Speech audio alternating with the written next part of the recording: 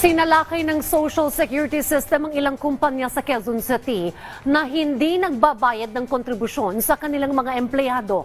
Yan ang ulat ni Luisa Erispe.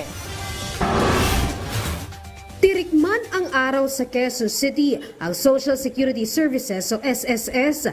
Nagpaulan pero hindi ng tubig kundi ng notice of violation sa mga kumpanya at negosyo na hindi nagbabayad ng tama ng kontribusyon ng kanilang mga empleyado. Sa kahabaan ng Visayas Avenue, 10 negosyo ng mga kilalang restaurant, clinic at mga service establishment ang sinuyod ng SSS.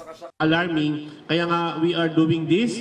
We are requesting your assistance in telling the public and telling the employers, all the employers, na we are really serious in going after them. Sana malesen po ito kasi ang end result nga nito is better benefits. Sabi ng SSS, sa 10 negosyo na sinuyod nila ngayong araw, nasa 3.3 milyon ang hindi na ibayad na mga kontribusyon ng nasa 140 na mga empleyado. Ang pinakamalaki, aabot ng higit 1 milyong piso. Kanya-kanya namang dahilan ng mga employer kung bakit hindi nakabayad o nakaligtaan ang pagbabayad ng benepisyo ng kanilang mga empleyado. Ilang years na kami dito, for almost 10 years, naglo-loan talaga kami every 2 years. So active naman yung mga tao.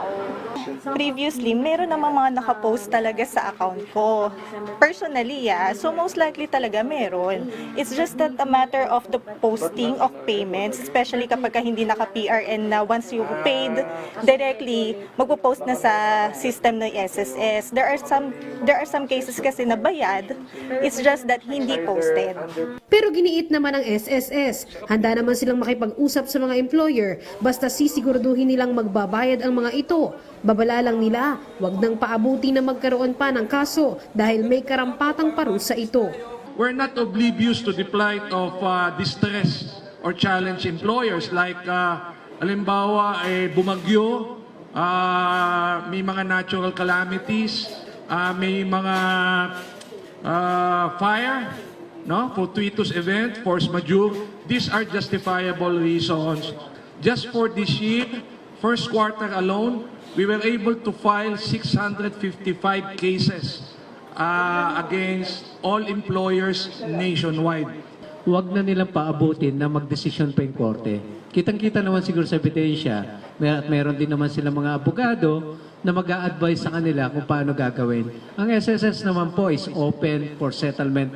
Para sa mga nabigyan ng notice of violation ngayong araw ng SSS sa Quezon City, bibigyan sila ng 15 araw para ayusin ang kanilang mga dokumento at bayaran ang mga utang na benepisyo. Kaagad silang sasampahan ng mga kaukulang kaso kapag hindi nila binayaran ang kanilang mga atraso. Samantala, bukod naman sa QC, nagkaroon din ng raise program ang SSS sa Alabang Zapote Branch. 5 employers ang sinugod ng SSS na aabot naman sa 2.1 million ang hindi nababayarang kontribusyon ng mga empleyado at penalty. Ang mga kumpanya naman na sinugod nila ay mga management consultancy, outpatient rehabilitation facility, restaurant at solar panel installation company. Luisa Erispe para sa Pambansang TV sa Bagong Pilipinas.